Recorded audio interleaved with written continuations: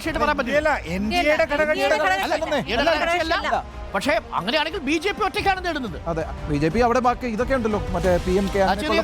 അങ്ങനെയാണെങ്കിൽ അത് കോയമ്പത്തൂരിൽ മാത്രമല്ല മറ്റിടങ്ങളിലും BJP അക്കൗണ്ട് ഓപ്പൺ ചെയ്യുന്നു എന്നുള്ളതാണ് വളരെ പ്രധാനപ്പെട്ട അണ്ണാമല ഇഫക്റ്റ് എന്നുള്ളത് തമിഴ്നാട്ടിൽ ഉണ്ടാവുന്നു എന്നതാണ് ആദ്യ ഫല സൂചനകളിലൂടെ നമ്മൾ മനസ്സിലാക്കുന്നത്. അതായത് BJPയുടെ ഓൺ കണക്കുകൂട്ടൽ അതനുസരിച്ച് BJPക്ക് കിട്ടാൻ പോകുന്നത് കോയമ്പത്തൂരും തിരുനെൽവേലിയുമാണ്. PMKക്ക് ധർമ്മപുരി കിട്ടുന്നു, AMMKക്ക് തേനി കിട്ടുന്നു. അങ്ങനെ ടോട്ടൽ 4 സീറ്റുകളിലേക്ക് ഒരു പക്ഷേ BJP NDA സഖ്യം എത്തിയേക്കാം. തമിഴ്നാട്ടിൽ സീറ്റ് അവിടെ ഇല്ല. അപ്പോൾ തമിഴ്നാട്ടിൽ 4 സീറ്റുകൾ വരെ നേടിയേക്കാം എന്നുള്ളതാണ്. തമിഴ്നാട്ടിൽ അക്കൗണ്ട് ഓപ്പൺ ചെയ്യുന്നുവെന്ന് മാത്രവുമല്ല, തമിഴ്നാട്ടിൽ 4 സീറ്റുകൾ NDA നേടിയേക്കാം. കഴിഞ്ഞ തവണത്തെ ഒരു സീറ്റ് നിന്നില്ല. തമിഴ്നാട്ടിലും തെക്കേ മുനമ്പിലും ധ്യാനം വെറുതെയായില്ല എന്നാണ് കണക്കുകൾ സൂചിപ്പിക്കുന്നത്. തെക്കേ മുനമ്പിലേക്ക് എത്തുമ്പോൾ 4 സീറ്റുകൾ നേടാം. കർണാടകയിൽ നഷ്ടമുണ്ടാവുന്നില്ല. കേരളത്തിൽ 1 സീറ്റ് മുതൽ 3 സീറ്റുകൾ വരെ നേടാമെന്നൊരു ഏജൻസി പറയുമ്പോൾ 1 സീറ്റ് എന്ന് ഉറപ്പിച്ചു പറയുന്നു India Today My Axis, Times Now survey. India Today My Axis സർവേയിലേക്കാണ് നമ്മൾ കണ്ണും നട്ടിരിക്കുന്നത്. ഏറ്റവും പ്രധാനപ്പെട്ടത് ഇപ്പോൾ വരുന്ന കണക്കുകൾ 67 സീറ്റുകൾ ആണ് ഇതുവരെ ടോട്ടലി പ്രെഡിക്റ്റ് ചെയ്തിരിക്കുന്നത് India Today My Axis survey.